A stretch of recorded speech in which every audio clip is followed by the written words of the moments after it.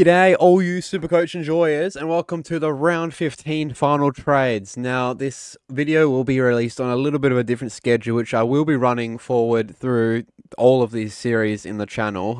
It's on the Friday before the bounce on Friday. So it's a couple hours before the bounce because this is when the teams fully come out. We don't have to wait for any Sunday squads or anything like that. Everything is fully out, and I feel like that's going to work better for my channel. Even if there's already a Thursday night game played, we can just go a little bit into that Thursday night game itself, which we will do as well, but I will be announcing that we will be going to a Friday release date for these videos instead of the Thursday night before bounce, because sometimes it's a bit strenuous to get it out before the game, and I miss the start of the game, so this works better for me, and hopefully I'll have a little bit more time to work on these videos on the Friday slot. So going into last night, well, we'll go to the final trades that I have done because it's on a Friday. I will have to have locked in my trades most of the time because there's already a game being played, and there's one person down here you can probably see that I have traded for, and it did work out. I'll have you know. But that is a locked-in trade. So I'll show you what I've done this week. We did go into a little bit early in the week of potentially bringing in Chad Warner this week. I've decided a plan, and the plan is following.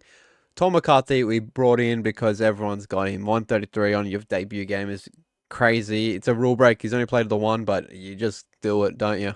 And then Hustwaite, he's not getting another game off that 4. He's got his bye. It's no point. Just don't even bother. And then we go to the Koning to Matt Flynn. No, Matt Flynn to the Koning, a flip. So I think that Matt Flynn at his bye, he's got the same bye as Max Gorn, makes it a little bit hard to get to Gorn, but I think that Flinny has got the perfect price at the moment. He's going down and up by 5k at a time. This is his plateau basically in his price cycle, and I think it's a great time to flip him at his bye. 2, I have chosen the Koning. The reason why is the second half of the year for the Koning. The schedule for Carlton is pretty nice. I was having a look at it before, and there's a lot of matchups where he is going to score big, I think. And it might be a bigger play to go Gorn than save a little bit more cash and work on the forward line that I still need a couple players in, which I will delve into what the plan is. And then another rule breaker, Matt Archer May, I think his name is. Big tall forward, kicked a couple snags last night. 83, big for a second game. He's not rising in price yet, but I guarantee you, everyone going down, I think his basement price, everyone going down next week to downgrade, will be bringing in this dude. Thankfully, I got the 83 in my score this week, which is great for a basement price player that I brought in, not even intending to to play at all. He was going to sit on the bench forever, but it's big. And Hewitt, I feel like he's on the same playing field as Flynn. He's at that point where he's made. Hewitt could probably make a bit more money with some big scores because he's playing in midfield now, but the price he is right now, I feel like is a great value turnaround pick. So you can just swap him right now for a downgrade option, and that's a great option in my personal opinion.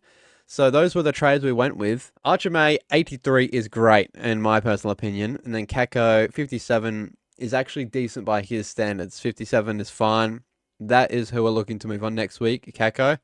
I've saved a little bit of money. The plan is, depending on what Chaddy scores this week, Chad Warner, straight Kako to Chad Warner, hopefully is on the cards. The forward line is lacking a little bit here. We got Smith, Petrarca, Daniel, who is a B grader, and Rankin, who's also a B grader. Then we need 2 spots to fill. It'll be Chad, and then I'll have to scrape something to get the last one in here with 8 trades to go. So I think I can do it. It's going to be tough. And it's not going to be the absolute A-grade forward line that I hope it would be at the start of the year, but the options for downgrades have not been great at the start of this year, so I think that we just got to deal with it, to be honest, and fill in the gaps where we can. So I think if you don't have Rankin, he's at a perfect price to jump on, because the ceilings with these 2 players, Rankin and Warner, I feel like around the price range, I feel like they're higher than any other players. Like, Rankin could pop off for 130.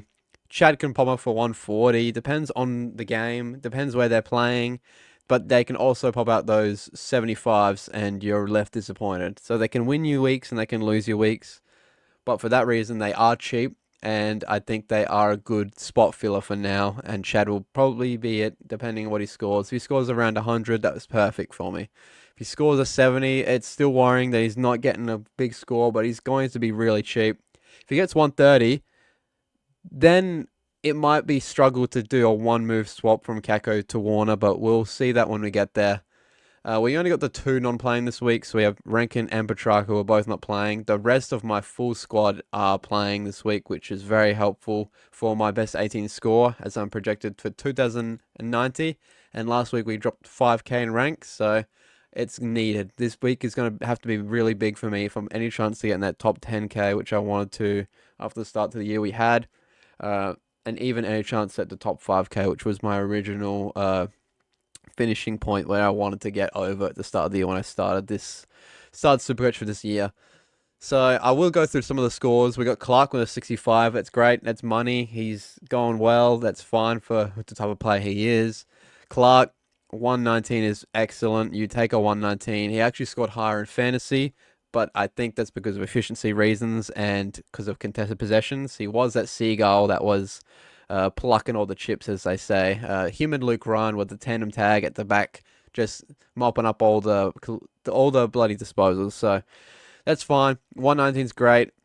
Sarong 149 is crazy. He's had a couple big weeks in a row now. I think it was last week or the week before where he went big, and he's turning out to be a little bit more of an option for the back half of the year than Brayshaw is. Funnily enough, I was kicking myself over having Sarong and not Brayshaw for the first half of the year, but hopefully for the second half, they are starting to tag Brayshaw a little bit more, letting Sarong off the leash a bit, and he'll follow with some bigger scores than Brayshaw will and make that difference not matter from the start of the year. And then we have Merritt. So a 92 is good. Hold up. It's good considering what the game consisted of and his fantasy score as well.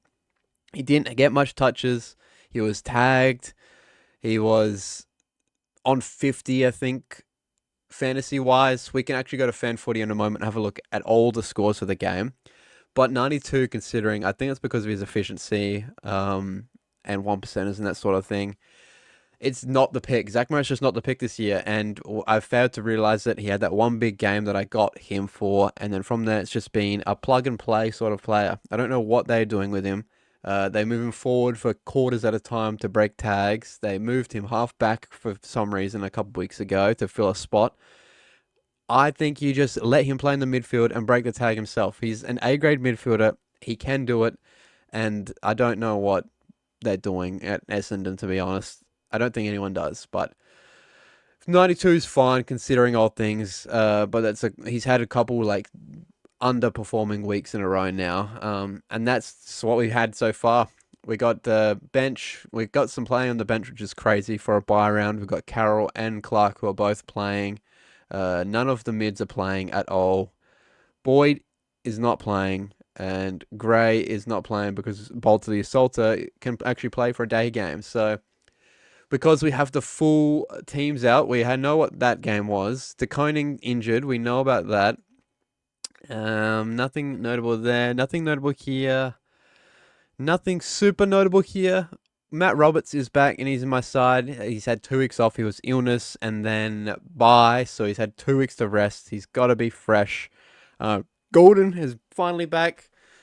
Amadi back. He's not that great in my opinion, but he's back. And Papley back. So we get everyone back when they play us, which is great news, but that's all right. We got a debutant here.